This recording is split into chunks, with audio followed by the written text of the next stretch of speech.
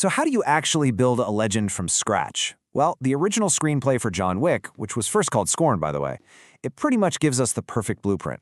In just a handful of pages, it builds one of the most iconic characters in modern movies. And it doesn't do it with a bunch of clunky exposition. Nope. It uses pure, brutally efficient storytelling. So let's dive in and break down exactly how it pulls us off.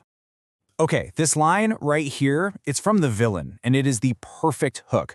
It's so brilliant because it tells you everything and absolutely nothing all at once. It makes it crystal clear that John Wick isn't just some guy, he's a who, you know? And right away, that sets up the big question that the whole first act is designed to answer. Just who is John Wick, and why is everyone so terrified of him? All right, part one, a portrait of grief. And this is where the script's genius really starts to show. See, it doesn't introduce us to a killer, not at all. It introduces us to a man who is just completely and utterly broken. The idea is, before we can ever buy into the idea of the boogeyman, we have to connect with the man. And that connection, it's forged in his grief. What's so fascinating here is the language the screenplay uses.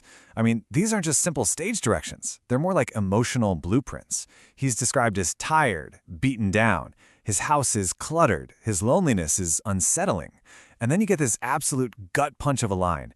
He weeps in excruciating, utter, and complete sorrow. It's so powerful. You feel the crushing weight of his loss before you even really know the whole story. And this is just so clever. The script creates this amazing parallel between John himself and his iconic '69 Mustang, right? John is described as beaten down, and the car, it's a legend in dire need of an overhaul. They're both these powerful, legendary figures that have just been left to rust. It's such a subtle but really powerful way of telling us that this man, just like his car, was once something truly, truly special. Okay, part two, the unspeakable catalyst. You know, every legend needs that one thing, right? That catalyst that forces them back into action. But this script, it's clever. It gives us two. The first one offers this tiny sliver of hope, and the second one just brutally snuffs it out. So just when John hits rock bottom, he's on the verge of giving up completely, a delivery shows up at his door. And inside this pet carrier is a puppy, Moose. And it turns out it's one last gift from his late wife, Norma. It's literally a path out of the darkness for him, a reason to feel anything again. It's hope, delivered in a pet carrier. And that's the absolute key here. That puppy isn't just a puppy, not even close. Norma's letter makes it so clear. It's the last piece of her love. It's her asking him one last time to please just live. This little dog is his final connection to his humanity, to that quiet life he fought so damn hard to get. Then the script does something really, really important. It gives us a moment of peace. It shows us that 3 years have gone by, the house is fixed up, John and Moose have this sweet little routine, and life is quiet. Now, this isn't wasted time. It's building up a new normal, a new status quo. It makes you actually believe, hey, maybe he's gonna be okay. And that, of course, makes what happens next so much more devastating. And then they take it all away. The home invasion is written to be just as senseless as it is brutal. First, they steal his car. That's a symbol of his past, his legend. But then, they do the one thing you just can't forget. They kill Moose, the one single thing tying him to his wife and to any kind of future. The script is just gut-wrenching, describing how the puppy drags its broken body across the floor just to be with John one last time. They didn't just rob a man, they completely destroyed his world all over again. Part three, whispers of the boogeyman. Okay, so the fuse is officially lit. And now, the script pulls off its absolute greatest trick. It doesn't have John Wick stand there and tell us who he is. Oh no. It has his enemy do it for him. It builds the legend entirely through whispers and pure, uncut fear. So when the big mob boss Viggo Tarasov finds out his own son was dumb enough to attack John, his reaction isn't anger. It's just terror. He has to explain to his son that John wasn't just some guy they used to work with. He was the goddamned boogeyman. In fact, he was the guy you sent to kill the boogeyman. And that right there is how you build a myth. You let the monster under the bed tell you about the one he's afraid of. And then Viggo hits us with this number, 417. It's this cold, hard, quantifiable measure of just how lethal this guy is. But it's the detail that comes next that's really chilling. The majority of those were done by hand, by blade. Wow. That one little statistic transforms John from just a skilled gunman into like a primal force of nature. And this line, this is the one that just ties it all together perfectly. It's the exact moment when the myth of the boogeyman comes crashing into the raw reality of this grieving husband. Viggo gets it. His son didn't just commit a crime, he desecrated something sacred, and in doing so he woke up something that should have been left sleeping forever. All right, part 4, a world with rules.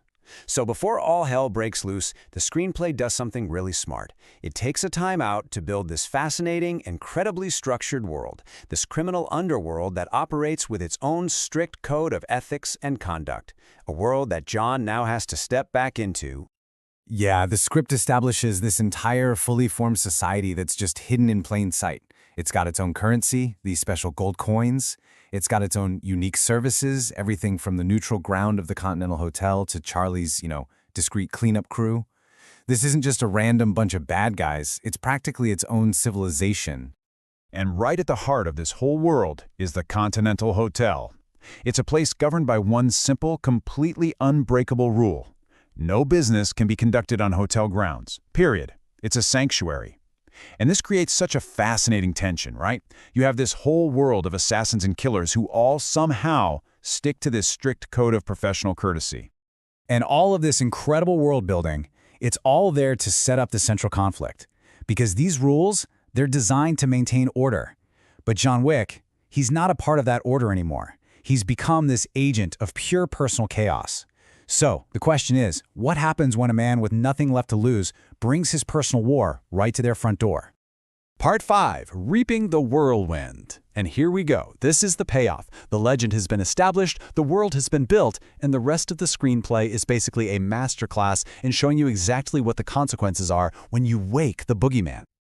The script shows us John's transformation in such a cool way, just through simple actions and descriptions. The man who used to shuffle down the hall, he now has a steady gait. The guy who was cluttered and unorganized, his movements are now precise. That all-consuming grief has been replaced by this cold, hard focus. Yeah, he's back. And you see, his rampage isn't just random chaos. It's a checklist. Every single location is a calculated move, specifically designed to dismantle Viggo's empire, piece by agonizing piece, all to force him to give up his son. John doesn't just want revenge. He is literally willing to burn their entire world to the ground to get it. And the screenplay doesn't just tell you, oh, John's a good shot. It shows you. It describes his fighting style with this chilling, almost surgical precision. He's called an angel of death, and his methods are just ruthlessly efficient. Every single action, every bullet, has a very specific purpose. There is zero wasted movement. And all of this brings us to one final thought.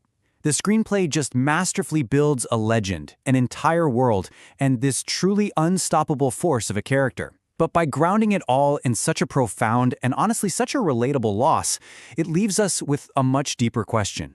Is all this explosive violence really just about revenge for a car and a dog? Or is it something more?